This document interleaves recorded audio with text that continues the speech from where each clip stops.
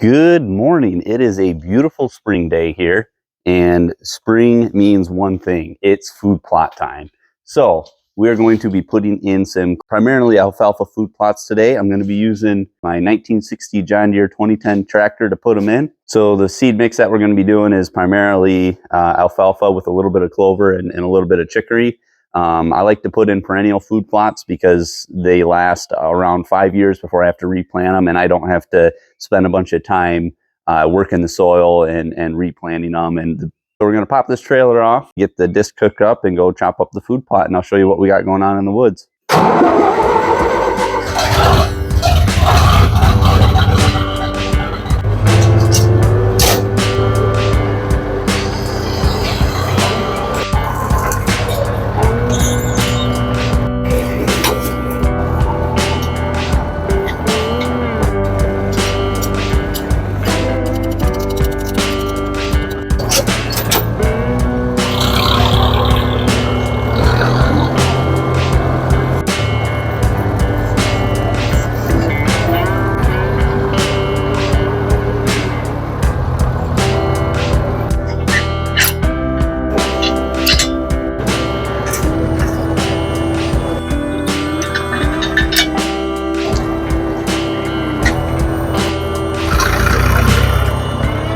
So we got the disc hooked up, and I'll give you a little bit more of a rundown about what we got going on. So this area right here is what I like to call the clear cut. Originally, this opening was going to be for planting spruce and pine trees. So if you look right over here, we've got this Norway spruce that we planted as a seedling, and it's growing up decent size.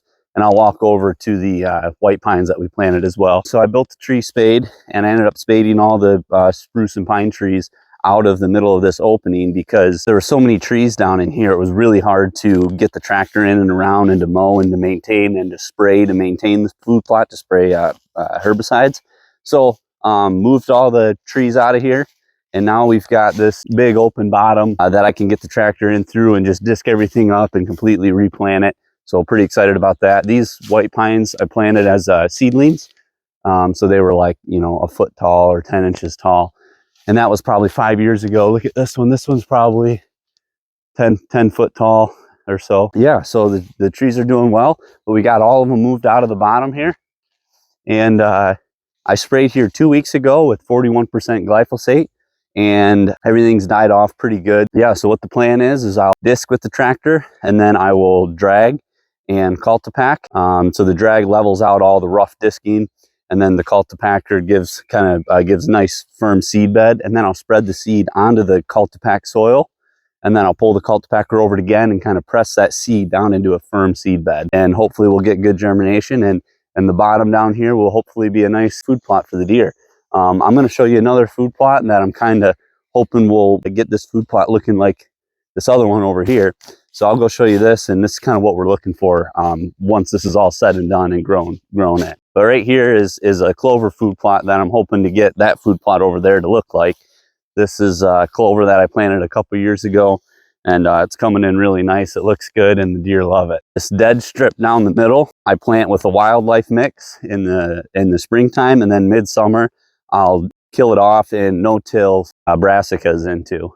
This food plot is really good because we got clover on both sides. We've got really nice clover on both sides, and we've got brassicas down the middle, and we've got more young pine trees around the outside. We've got tree stands on either end, and off the end here, we're going to be putting in a deer shack. So excited to get all that stuff in, and hopefully it'll be a good hunting season. One other thing I just added in here, I used my tree spade to spade in this maple tree right here. It's got some of these branches that hang down low, and the idea is I'll probably tie them down a little bit to keep them growing a little lower. But the idea is that the bucks will have a good spot to make scrapes on the ground right here and rub on the tree trunk here. And this is really great because we've got a stand about 20 yards away right there up in the tree, and our hunting shack that we're going to put in is going to be right over here in these woods. All right, so what we got going in the ground, this is seed that I picked up from a local grain elevator. It's just Northern Hardy Alfalfa, I think is what they call it. And then this I just picked up from Family Farm and Home, Antler King's Booner Buffet. It's 20% Ladino clover, 16% whatever variety alfalfa that is, 16% another type of alfalfa, 10% rape, and 10% chicory. So So I want this clover really, in my experience, clover really takes over the food plots, which is good. But if you're trying to grow other stuff, it's hard to get the clover to grow. So I'm going to try to do primarily this food plot in alfalfa, because the food plot I just showed you is right through the trees over there. And that's all the clover. And right over here is where we're going to do all the alfalfa. We're going to get to work. Stay tuned. Here we go. Now, it's also important to do soil tests if you really want your food plots to succeed. A soil test is going to tell you what fertilizers you need to put down based on what you're planting. It depends because planting different things will require different types of fertilizer, and it will tell you if your soil is too acidic or too basic. It's really important that you get the pH of your soil set correctly, because if your soil is too acidic, which I think tends to be the case most of the time, then whatever you plant can't access the nutrients in the soil as easily. So if you're fertilizing your food plots and your soil is too acidic, you might as well be throwing half that fertilizer away, because the plants cannot access it.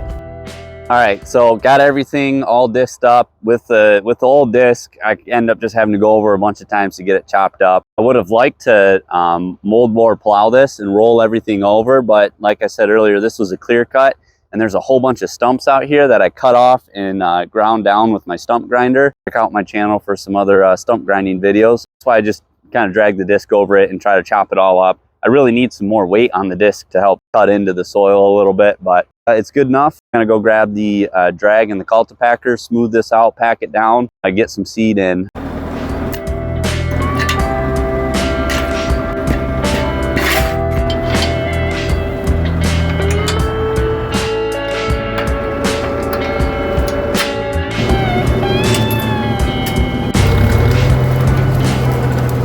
I'm just gonna set these teeth to just go down a couple inches. I don't want to really dig down too deep or anything. I just kind of want to knock down the high spots that the disc left. So that's where I'll set these and make a pass. Just do one pass, get everything kind of smoothed out and packed down, and then we'll spread the seed, and then we'll run just the packer over it. Press the seed kind of down into the seed bed that we prepared. So I usually do a soil sample test every couple of years, and I've kind of done them enough to where I have an idea of where everything stands year to year. And if I need to make amendments to the soil, I usually just go to the local grain elevator and buy whatever fertilizers I need. They sell pelletized lime as well in 40-pound bags, but to be honest, Family Farm and Home sells them cheaper than the local elevator, so I usually get them when they're on sale at Family Farm and Home. Now, when I'm applying the seed to the ground, I always walk in a grid pattern, and I always try to get my seed to last at least 3 grid patterns. And what I mean by that is I'll walk the food plot in one grid pattern, spreading the seed, very slowly spreading the seed, and then I'll turn 90 degrees and I'll walk it again, and then I'll turn 45 degrees and walk it again.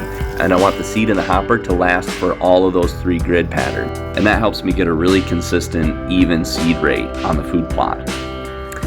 Seed rate is also really important, so I always look up and see what the seed rate for whatever I'm planting is. Usually, if it's 10 pounds an acre, I'll pace out the food plot, and if the area of the food plot is half of the area of an acre, then I'll just do half the seed, obviously. So it's always important. I think it's always worth pacing out or using a rangefinder or whatever to figure out the dimensions of your food plot, and then just figure out how much of an acre that is, or if you're over an acre, or how many acres it is, and try to hit that seed rate. I might go a little bit heavy, but I try to hit that seed rate right on the head.